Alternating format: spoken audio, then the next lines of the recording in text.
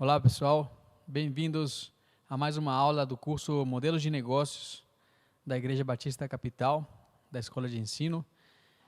Bom, essa aula a gente vai começar a fazer algumas aulas um pouco mais práticas agora, e isso vai servir também para vocês poderem utilizar, né, como subsídio para poder elaborar os seus projetos, os seus modelos de negócios, e a ideia é que vocês sejam avaliados com base nesses modelos de negócios, tá? Então, vai ter uma aula onde vocês vão apresentar as suas empresas, né, os seus modelos de negócios que vocês vão criar a partir dessas aulas, tá? Isso vai servir como avaliação, né, para lembrar um pouco aí do nosso plano de curso. E a ideia, né, se possível, a gente vai fazer uma avaliação junto com uma banca, né, de empresários que vai poder avaliar, vai poder providenciar algum feedback para vocês com relação ao modelo de negócios proposto. Até o momento, a gente já viu uma análise do contexto do mercado, né, com estatísticas e alguns dados sobre empreendedorismo que a gente trouxe nas primeiras aulas. Também falamos sobre o mindset do empreendedor, da importância de ter esse mindset desde o momento que está criando o negócio até em momentos posteriores também. A gente falou da importância de pessoas, né, de você ter pessoas engajadas, tanto na equipe, ter pessoas também engajadas do ponto de vista de clientes, né, e também do ponto de vista do próprio perfil do empreendedor. E falamos sobre modelos de negócios, as suas características, os tipos de modelos de negócios, e falamos também do Business Model Canvas, certo? Falamos um pouco sobre inovação. E aí, nessa aula, a gente vai se aprofundar um pouco mais nos pilares do modelo de negócio, do Canvas. Então, são esses 9 pilares que vocês lembram, né? A gente está relembrando aqui nessa aula. Esse Canvas, né? Esse framework, onde tem os 9 pilares. E só para lembrar que a gente tem essa lógica, né, de construção, onde o lado esquerdo do framework é voltado para eficiência, né, percepção de eficiência, e o lado direito é voltado para a percepção de valor. E a gente tem essa lógica também aqui, essa dinâmica, que é o lado esquerdo ele está preocupado em entregar valor, né, como é que esse valor ele é gerado e é entregue aos seus clientes. Por outro lado, a gente tem também a outra perspectiva que é de criação de valor, ou seja, nesses quadrantes, né, nesses blocos da direita, eu estou mais preocupado com a criação de valor. E nos quadrantes, nos blocos de baixo, eu estou mais preocupado com a captura, né, ou com a geração também, a geração de valor do ponto de vista monetário, seja do ponto de vista de custos ou seja do ponto de vista de receitas. Então, com esse breve lembrete, a gente vai ver alguns exemplos práticos aqui de algumas empresas que têm utilizado esse Business Model Canvas para poder inovar naqueles epicentros que a gente viu na última aula, né? Alguns exemplos, por exemplo, aqui a gente tem a Smart Fit, né? Do ponto de vista do bloco de clientes, de segmento de clientes, ela escolheu um nicho específico, né? Ela percebeu, ela identificou que tem pessoas que só querem correr e malhar. Então, não precisava de uma estrutura muito grande, de uma equipe muito grande, né, de um serviço muito personalizado. Obviamente, você pode contratar por fora, né? Os modelos eles vão se ajustando, vão se adaptando, mas o foco é um nicho específico, um nicho que procura mais simplicidade, mais facilidade, um custo mais baixo, né? Mas, pensando sob a ótica desse epicentro, né, voltado para o cliente, então a gente percebe que é um nicho específico e da percepção de qual que é a necessidade, né? Ou seja, eu percebi no mercado essa necessidade de pessoas que querem somente correr e malhar. Então eu vou criar uma coisa mais simplificada, mais voltada para isso. Outro exemplo que temos aqui do ponto de vista da proposta de valor é o Spoleto, onde a proposta é um gourmet express caseiro, né? Você praticamente cozinha, né, fora da sua casa, te traz um pouco essa lembrança, né, de você cozinhar, de você preparar o seu prato, de fazer uma coisa um pouco mais personalizada, mas ao mesmo tempo tem ali uma variedade, um conjunto de elementos que são limitados, digamos assim, né? Mas ao mesmo tempo você consegue ter ali alguma criatividade e montar o seu próprio prato. E aí o cliente ele se sente dono, né? Ele praticamente ele cozinha, então ele se sente ali que faz parte do negócio. Outro exemplo é da Natura, né, do epicentro ali ainda, desse epicentro aí do lado direito, né, do Canvas, onde ela é uma empresa global, porém a forma de entregar os seus produtos não é tradicionalmente por loja, né? Hoje em dia até já existem algumas lojas da Natura físicas, em alguns shoppings, né, alguns shopping centers, algumas lojas específicas, mas o forte dela é ainda a venda a venda direta, né, com as revendedoras Natura, as famosas consultoras Natura.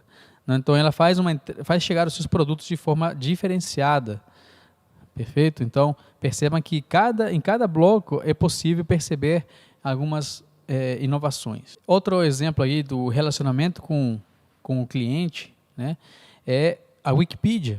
Né, é uma mudança de paradigma. Como que vocês lembram como eram antigamente as enciclopédias, né, esse conjunto de livros, todos na prateleira, armazenados ali?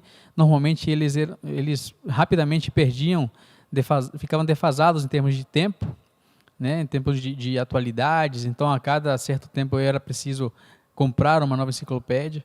E aí, com esse novo modelo, essa mudança de paradigma, de forma de se relacionar com o seu cliente, ele passa a atuar diretamente no produto, né? Então é um relacionamento que gera engajamento, e a evolução ela é orgânica desse produto, né? Então percebam que é também uma forma de você agregar valor, de você criar valor, como é o foco desse epicentro. Já no epicentro aqui de baixo, né, que é de captura de valor, né, a gente tem um exemplo bem próximo, que é o próprio Skype, que começou um pouco com essa ideia do modelo freemium, alguns anos atrás já, onde você consegue acessar os serviços, fazer chamadas, videochamadas gratuitamente. Mas se você quiser um serviço mais completo, né, fazer mais estabilidade, maior quantidade de usuários, ou então até ligações locais, você precisa pagar. Então, com isso você tem acesso a recursos diferenciados, né, dos seus concorrentes. Então, é uma forma dela capturar valor a partir de, primeiro, um acesso ao produto gratuito, e depois disso, quando o cliente já se vê engajado, então ele pode partir para um segmento mais premium. Do ponto de vista de atividades-chave, né, de principais atividades aqui, temos como um exemplo bem de destaque a Amazon, pois ela tem uma eficiência nos seus processos, né, um investimento muito alto em TI, que fez com que ela mudasse o seu modelo de negócios também. Então, na atualidade, ela vende até livros. Então, ela começou vendendo uns livros, depois começou a vender geleias, e depois, hoje em dia você consegue criar a sua própria loja na Amazon e vender por lá, né? Só que a Amazon, o grande diferencial dela nessa eficiência nos seus processos é que ela garante uma estabilidade e entregas eficientes também, né? Acho que nunca deve ter acontecido de você entrar no site da Amazon e dar algum erro de acessibilidade. Então, para você conseguir ter o site 24 horas por 7 no ar, você precisa de uma estrutura muito eficiente de processos e um investimento muito alto em tecnologia. E hoje em dia ela vende tecnologia, ela vende uma plataforma que pouquíssimas empresas teriam acesso, né, se tivessem que pagar do próprio bolso. Um exemplo de recursos, né, recursos-chave, é a 4Hits, que é uma exclusividade de acesso a conteúdo e produtos. Então é um clube, digamos assim, específico de clientes, que o acesso é por meio de convite e tudo, e incentiva a aquisição de produtos pré-selecionados. Então tem algumas pessoas que são escolhidas para serem promotoras daquela marca, né, dos produtos daquela marca. Elas definem qual que vai ser a nova temporada, digamos assim, de produtos, e essas pessoas geralmente são influenciadoras, né? São pessoas que têm muita influência no mercado e acabam impactando e acabam trazendo para dentro desse clube pessoas que querem consumir aquilo. Então elas se veem influenciadas por aquilo e você consome aquilo. Então qual que é aí o recurso-chave? São pessoas, é uma audiência muito bem selecionada, muito específica, e isso agrega valor, né? Isso ela faz de forma muito eficiente. Então lembra que o epicentro da esquerda ele é mais voltado para a eficiência. E outro exemplo aí de parcerias, muito interessante também, a Yellow, não sei, muitos de vocês devem conhecer, né, que tinha alguns patinetes, algumas bicicletas ali espalhadas pela cidade. Esse modelo de negócio ainda não deu aquela pivotada que poderia, né, gerar um lucro interessante, mas ela ainda se mantém com essa ideia, ela ainda está testando o seu modelo de negócios.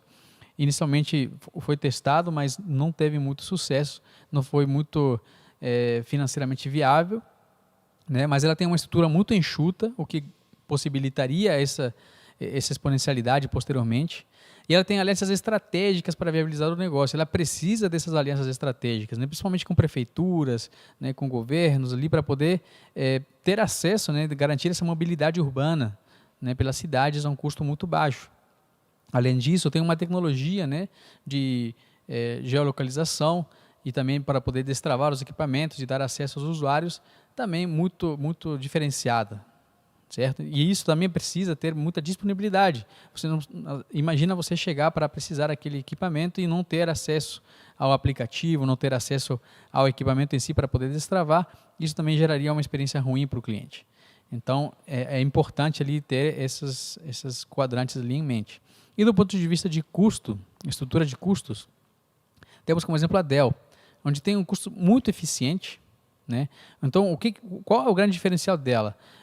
Obviamente, faz excelentes computadores, sim, muito robustos, tecnologia muito boa, mas o principal dela é o custo eficiente, redução de estoques. Os estoques normalmente estão nos revendedores, né? Ela faz muita venda pelo site, então ela reduz com isso muito o custo de estoque e uma otimização de processos fabris. Então, a forma de produzir dos computadores também é muito eficiente, né? Então, isso também permite que ela capture valor, né, e gere valor também para os seus clientes. Agora vamos ver alguns modelos de precificação mais comuns, tá?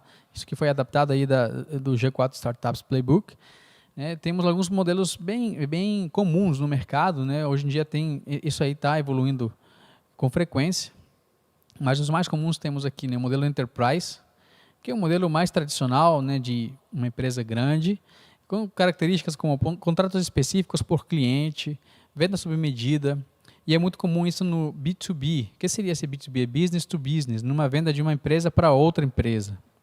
Okay?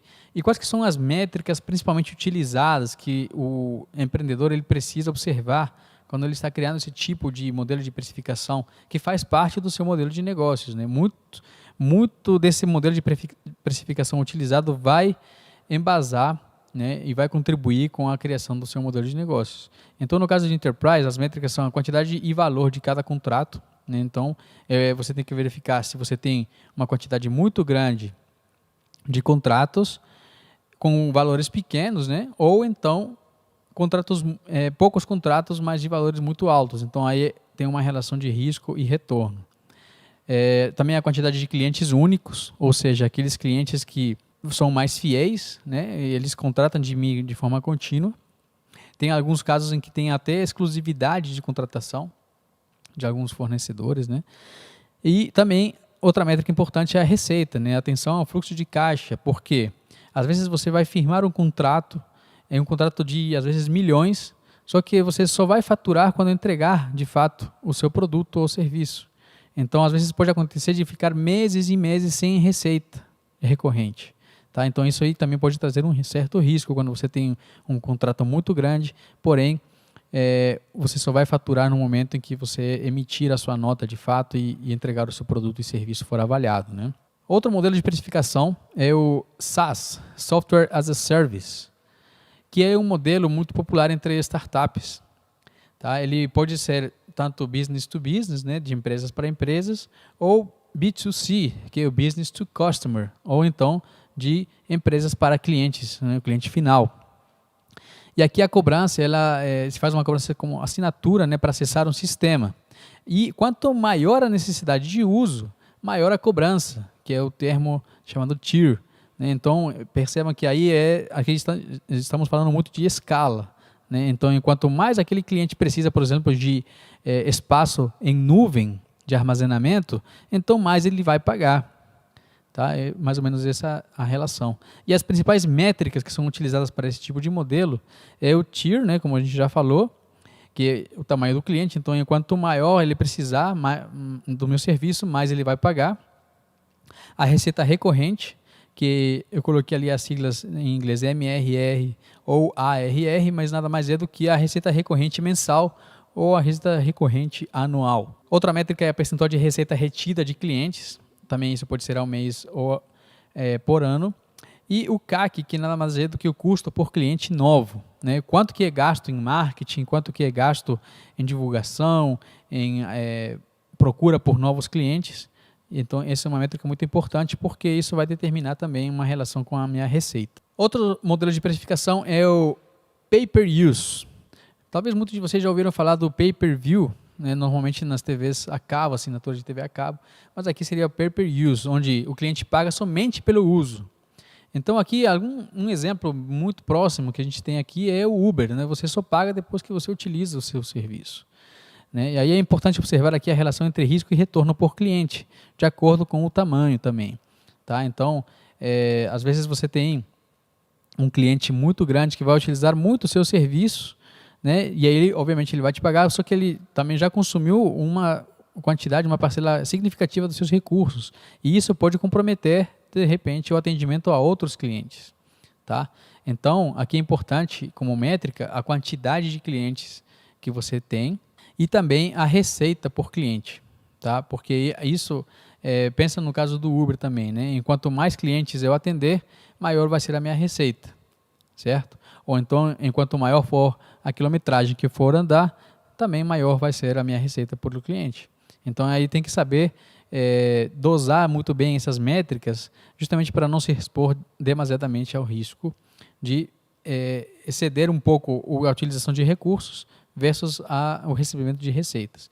E por último, também uma métrica importante é a receita total, né, que aí seria uma relação também com a quantidade. Um outro modelo é de assinatura, muito conhecido também por nós, muito presente hoje em dia, acho que é uma tendência muito alta desse tipo de modelo de precificação, onde o cliente basicamente ele paga para acessar, né? Então a gente tem alguns exemplos aí, o próprio Netflix, o Spotify, entre outros exemplos que a gente pode citar aqui, que vocês conhecem ali, né? Existem diversos tipos de assinaturas que a gente faz hoje em dia também. As métricas o tier, né? Então enquanto mais o cliente precisa de acesso, também ele pode mais vir a pagar. E aí a gente tem alguns casos de assinaturas que começa com uma assinatura básica e vai evoluindo até assinaturas mais caras. Então, justamente seguindo essa ideia do tier. Também as métricas são muito parecidas com as do Software as a Service, né, do SaaS. Então, a receita recorrente, seja ela mensal ou anual, o percentual de receita de clientes que fazem parte da minha base de clientes. Então, isso é muito importante. E o custo por cliente novo. Tá? Então, percebam que aqui as métricas são muito parecidas com o de SaaS, porque são muito parecidos esses dois modelos, né? Agora, um outro modelo é o transacional, que é também bastante presente em empresas mais tradicionais, né? Onde temos uma plataforma onde o cliente precisa realizar uma transação, né? E essa empresa ela ganha um percentual por cada transação. Então, se a gente for trazer isso aí para a nossa realidade, a gente tem aí as maquininhas, por exemplo, de pagamento. Certo? Onde a maquininha, né, o gateway de pagamento, que é chamado, o adquirente, ele recebe um percentual em cima das vendas, seja por crédito ou débito, né? Hoje em dia, com o Pix, isso está mudando um pouco, né? Atualmente, a Cielo, se não me engano, era maior, tinha o maior market share do mercado, foi até criado um índice Cielo de varejo, onde era medido o movimento de varejo aí nas lojas, porque praticamente grande parte das lojas detinha uma maquininha da Cielo, mas isso hoje em dia já está mudando, tem muitos adquirentes no mercado e esse segmento está realmente em evolução. E tem que ter essa atenção também ao equilíbrio entre a quantidade e tamanho de clientes, né? A relação risco-retorno, para não ficar muito preso em clientes muito grandes, que a princípio podem trazer um resultado maior, porém, se de um dia para o outro eu deixar de ter aquele cliente, eu posso ficar sem aquela receita. E métricas principais é o total de transações realizadas. Obviamente, enquanto maior o número de transações realizadas, maior a minha receita. E a receita líquida, né? Ou seja, após os custos, né? Qual que seria a minha receita posterior. Outro modelo também muito conhecido hoje em dia é o de marketplace. E as características são: partes interessadas de uma relação comercial se relacionam por meio de marketplace. Tá? Então, a gente tem aqui alguns exemplos, o próprio iFood, né? O Uber Eats, entre outras plataformas, o próprio Rappi também. Então, ele traz partes diferentes de uma relação comercial. Que seriam essas partes? O fornecedor de alimentos, né? Restaurantes e tudo, lojas, e por outro lado o consumidor, cliente final, que ele precisa ter acesso àquilo, ele quer ter acesso àquilo. Então, o marketplace é essa plataforma que viabiliza esse tipo de contato, esse tipo de relacionamento. E aí pode ter uma combinação de mais de um modelo de precificação neste caso, né? Então, por quê? Nessa plataforma de marketplace, o cliente ele pode pagar, por exemplo, por um pagamento crédito ou débito ou à vista, enfim. E aí isso vai gerar um outro modelo de precificação que a gente viu agora há pouco, que é por transação, né? Então, a cada transação que ele fizer na plataforma de marketplace, ele vai estar gerando também um percentual de vendas para o adquirente. E aí é muito comum ter esse modelo misto ali, né, de business to business e business to customer na mesma plataforma, no mesmo ambiente. Se a gente for trazer isso um pouco diferente, sem ser para o mundo digital, temos os shopping centers, né? Eles são um grande marketplace também. Temos diferentes players, diferentes fornecedores de serviços ou produtos, e aí os clientes vão ao encontro daquilo para poder consumir. As principais métricas são total de transações realizadas, né, a receita líquida e a retenção de clientes, né? Então, tanto do ponto de vista dos fornecedores, quanto do ponto de vista dos clientes finais, né? E é muito importante manter essa base bem equilibrada para que não haja, por exemplo, se concentre demasiadamente em alguns tipos de fornecedores, isso trazendo, de repente, ali uma concorrência até desleal. Então, o marketplace ele facilita, ele permite com que haja uma livre concorrência ali, e isso facilita muito também a experiência do próprio cliente, né? Porque ele vai conseguir, de repente, preços até melhores nessa relação. E o outro modelo também que é muito conhecido é o de e-commerce, né? Que é basicamente o varejo pela internet. Então, é você colocar, né, o supermercado, lojas dentro da internet e dessa forma você realizar as vendas. Então, isso é bem simples de a gente visualizar. Por exemplo, a gente tem as lojas americanas, temos a Magazine Luiza, né, entre outras. Hoje em dia tem muitas empresas de varejos, principalmente supermercado, investindo muito forte em tecnologia para poder entrar no e-commerce. Agora, ainda mais com a questão da pandemia, isso se viu ainda mais necessário, mas já tinha vários atores ali, vários supermercados, principalmente, que eu venho acompanhando um pouco, entrando nesse segmento de e-commerce, né, e vendo que isso vem representando cada vez mais aumento dos seus resultados financeiros. Um exemplo muito próximo que eu tenho acompanhado é o próprio Carrefour, né, que até pouco tempo atrás as vendas por e-commerce não era dada muita atenção, mas de um tempo para cá, praticamente de 2018 para cá, isso vem crescendo de forma contínua a cada ano, e hoje em dia, se não me engano, representa em torno de 30% da sua receita total, né? Então já está começando a fazer mais sentido isso, às vezes, do que até as próprias receitas das lojas físicas. Como métricas, aqui temos o total de transações realizadas, né? Quanto maior o número, melhor. A receita líquida, o custo de cliente novo e também a retenção de clientes, né? Como é que eu faço para fidelizar os meus clientes? Então, nesse caso aqui também entra muito importante a experiência do usuário, a experiência do cliente nessas plataformas de e-commerce que a gente vê hoje em dia. E um outro modelo que a gente tem aqui é de advertising, né? Ou de venda de audiência para anunciantes, para que eles possam vender os seus produtos, né? Então, quanto mais qualificada essa audiência, maior o valor a ser cobrado. A gente tem, por exemplo, hoje em dia, a gente vê muitas empresas gigantes de tecnologia tendo isso como um modelo de precificação, né? O próprio Google começou com a quantidade de cliques feitos nos anúncios, e de acordo com a quantidade de cliques era distribuído um percentual para aquele anunciante. E aí, dessa forma, hoje em dia, a gente vê uma mudança até de comportamento nos consumidores, né? Quantos outdoors vocês veem hoje em dia nas ruas, né? Com a pandemia, isso aí ficou mais intenso ainda, mas praticamente a gente não tem mais outdoor, né? Hoje em dia, o outdoor fica no celular. Então, praticamente todos os anunciantes eles procuram um espaço na internet em páginas com muitos acessos, e enquanto maior essa página tiver acesso, maior vai ser cobrado também desse anunciante. E algumas métricas que a gente pode ver aqui, temos usuários ativos por dia e por mês, né? Quantidade de produtos vendidos e quantidade de downloads, por exemplo, numa loja como a Play Store ou a Apple Store, e a quantidade de visitas naquela loja, porque essa quantidade de visitas pode se reverter na quantidade de cliques também. E um outro modelo que também é comum em empresas tradicionais, né, é o de hardware, né, de equipamentos, onde há um desenvolvimento de uma tecnologia física, né, para vender o seu produto. Então, às vezes, eu preciso de um equipamento, eu preciso de repente, até uma mesa, eu preciso, de repente, de um computador, eu preciso de uma máquina para poder produzir sucos, de repente. Então, algum equipamento, alguma tecnologia, por mais simples que ela seja, né, a gente não está entrando no mérito se ela é uma tecnologia muito sofisticada ou não, mas eu preciso dela para poder vender o meu produto. Então, a gente vê muito isso em lanchonetes, em cafés, cafeterias, né? Então, é muito fácil a gente ver isso em modelos de negócios de empresas físicas, né? E pode ter desenvolvimento, fabricação também de produtos físicos. Então, aí isso entra muito também em empresas, por exemplo, de automóveis, que em algumas delas tem toda a cadeia produtiva integrada, né? Então, desde a fabricação de um pneu, de portas, enfim, de todos os acessórios, e ao final eles se juntam para poder vender esse produto. Exige um alto investimento, normalmente, né?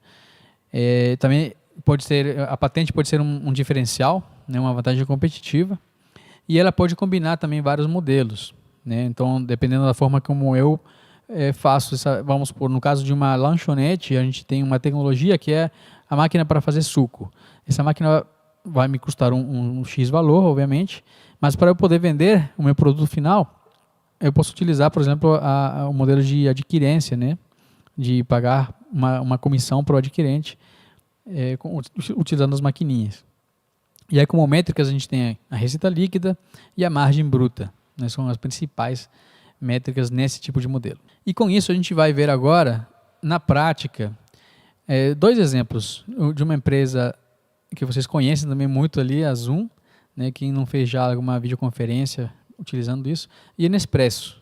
Tá? Então, a gente vai passar agora para uma ferramenta web que a gente utiliza normalmente nas consultorias, e a gente vai utilizar ela agora para mostrar para vocês o modelo de negócios dessas empresas. Então, pessoal, aqui a ferramenta Miro, tá? É uma ferramenta que você também tem um módulo freemium, falando já de modelo de negócios, e aqui você consegue depois ter acesso, obviamente, a mais recursos utilizando a versão paga. Aqui temos alguns exemplos, né, da Latitude. Então, o primeiro dos exemplos é da Zoom. E aqui a gente vai ver cada um dos pilares do Canvas. Aumentando aqui o zoom para vocês poderem visualizar melhor. Então, segmentos de clientes, né? Quais são os principais segmentos que a empresa atua, onde ela gera valor? Empresas de todos os tamanhos, né? Desde microempresas até grandes corporações, instituições de ensino, prestadores de serviços em saúde para fazer, por exemplo, teleatendimento, né? Isso é muito comum hoje em dia, e pessoas com necessidade de fazer videoconferências, né? Qualquer tipo de pessoas, aí pode ser até pessoas que não tenham necessariamente uma outra empresa. Agora vamos visualizar quais que são as suas propostas de valor, né? A proposta de valor é ter uma plataforma simples que ela permita ao usuário fazer videoconferências, aulas ou reuniões online, né? Hoje em dia pode até fazer gravações, né, de vídeos ali curtos, e também disponibilidade em diferentes sistemas operacionais, né? Então isso é uma grande facilidade que a empresa propõe, porque tem empresas, né, tem clientes, corporações que às vezes trabalham com outros sistemas operacionais. Então é importante que ela tenha acessibilidade para qualquer um dos tipos de sistemas. E como é que ela faz isso chegar para os seus clientes, né? Quais que são os canais de entrega, de distribuição? Tem um site, tem um aplicativo mobile, né, que você pode baixar no celular, e o aplicativo desktop também. Então, o que isso permite? Você ter a acessibilidade, facilidade de você encontrar o produto em qualquer lugar, basta ter uma conexão. E como é que ele se relaciona, como que o Zoom se relaciona com os seus clientes. Então, por meio de avaliações, para verificar se o produto está funcionando corretamente, se as ligações estão funcionando bem.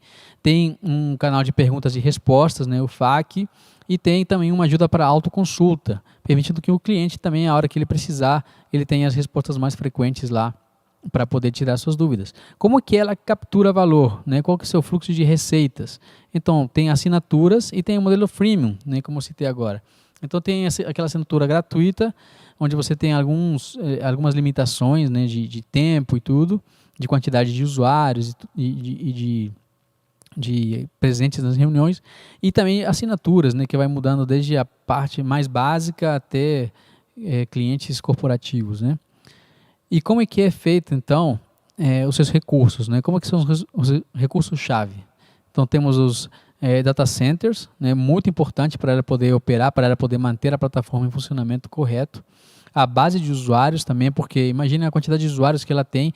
A gente viu nas aulas anteriores que a quantidade de usuários disparou exponencialmente, né? Foi um dos exemplos que a gente citou aqui, de exponencialidade. Então, com a pandemia, isso ficou ainda muito mais evidente, a importância de ter essa base de usuários. Uma equipe de vendas muito bem preparada, né, para poder fazer... Hoje em dia é uma autopromoção praticamente, né, quase que não precisa tanto de uma equipe de vendas, mas é importante para ela ter. E engenheiros de software, com certeza, para manter a plataforma em operação. E como é que ela faz isso? Quais são os seus processos, né, principais? O desenvolvimento de software, com certeza, né, para ter esse algoritmo aí funcionando. O processo de suporte ao usuário, para garantir a estabilidade da plataforma. E o processo de vendas também, né, porque se ela não vender isso aí, não adianta ter uma grande solução. Quais são os principais parceiros? Usuários individuais, né? Normalmente um usuário recomenda ao outro e assim vai de boca em boca, né? Uma melhor forma de você ter um produto, um serviço ali de engajamento aí de clientes. Né? Investidores que estão interessados também no crescimento da plataforma, ela vem recebendo continuamente recursos, né? Aportes de diversos investidores e aí a empresa está vendo agora seu crescimento. E também empresas, né, que são parceiras da própria Zoom.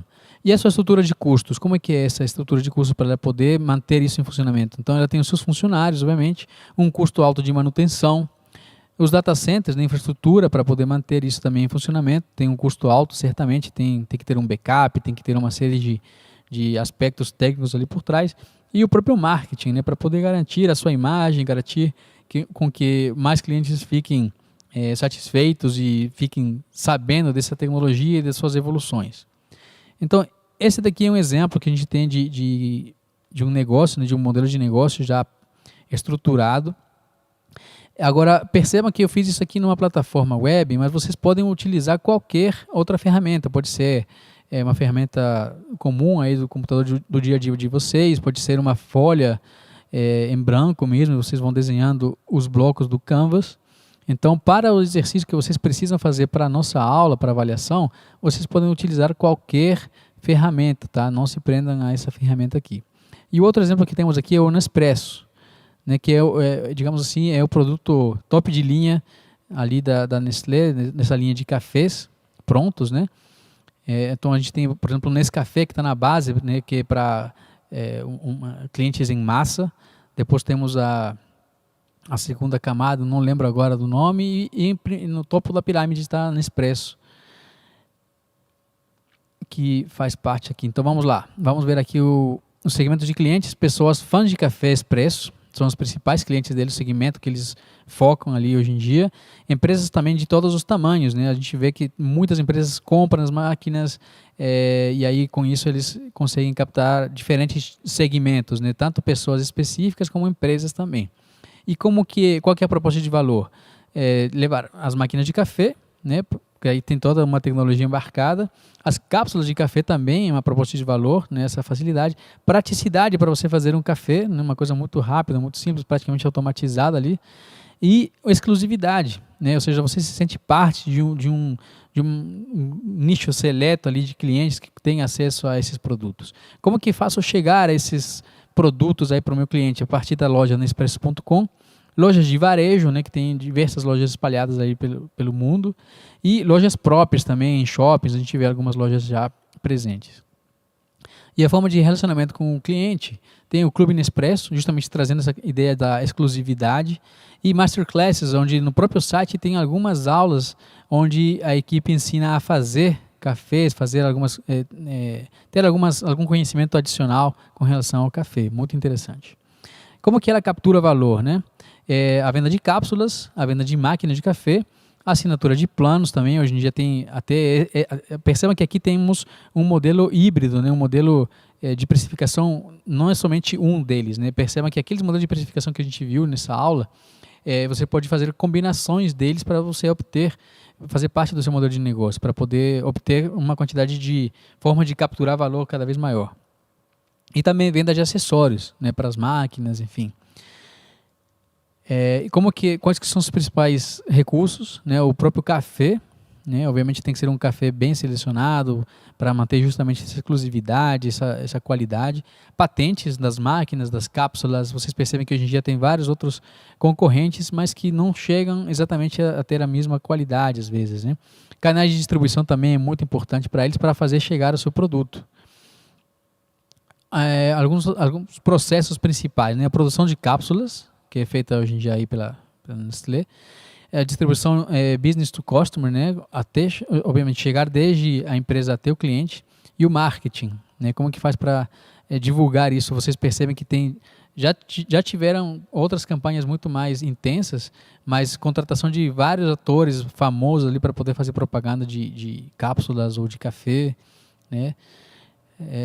Parceiro-chave, né? Fabricante de máquinas de café, que isso hoje em dia está fora da sua cadeia de produção, e os produtores de café também. Muito importante ela ter esses produtores ali como parceiros. Perceba que são alianças estratégicas para o negócio, né? E como que a estrutura de custos para ela poder manter esse negócio em pé?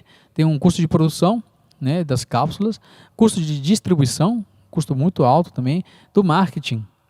E aí nesse custo de distribuição, some-se a isso o custo de estoque também, de ter estoque ali nas lojas, de cápsulas, de máquinas, etc. E dos próprios empregados, certo? Então o custo de marketing também é um custo muito relevante, né? Perceba que aqui está uma forma de visualizar esse business model, né, esse modelo de negócio dessas empresas, de forma ampla, né? Obviamente que cada empresa vai detalhar aqui a quantidade de funcionários, por exemplo, os custos com marketing, o custo com distribuição, na hora que vocês forem fazer os seus modelos de negócios, até para poder quantificar, né, calcular a viabilidade, né, quanto que eu gasto, quanto que eu tenho de venda com cápsulas, quanto que eu recebo de venda de máquinas. Então, tudo isso, quando vocês forem estruturar o seu modelo de negócios, vocês têm que colocar esses valores aqui, tá? Então, aqui está um exemplo, né, mais didático, mas é para vocês terem uma ideia de como estruturar isso, como elaborar, e pensar que é fácil, né? Ou seja, a ideia é justamente de simplicidade, de fazer isso de forma rápida, e a gente vai ver nas próximas aulas depois a parte de viabilidade financeira, mas tudo isso que a gente está fazendo aqui serve de base para vocês poderem estruturar os seus modelos de negócios. Então, pessoal, essa foi a nossa aula sobre uma aula mais prática, né? Explicando em detalhes a questão da elaboração do modelo de negócios. E aí, com isso, vocês já têm ferramental suficiente para começar a estruturar o de vocês, tá? Então, não deixem para a última hora, tá? Percebam que é um curso que tem bastante conteúdo, né? Mas à medida que as aulas vão acontecendo, vocês já podem utilizar o material né, das aulas, assistir novamente, se for o caso, para vocês poderem elaborar o material também de vocês. Tá? Então, não se esqueçam, não deixem para a última hora. Obrigado e até a próxima aula. Tchau, tchau.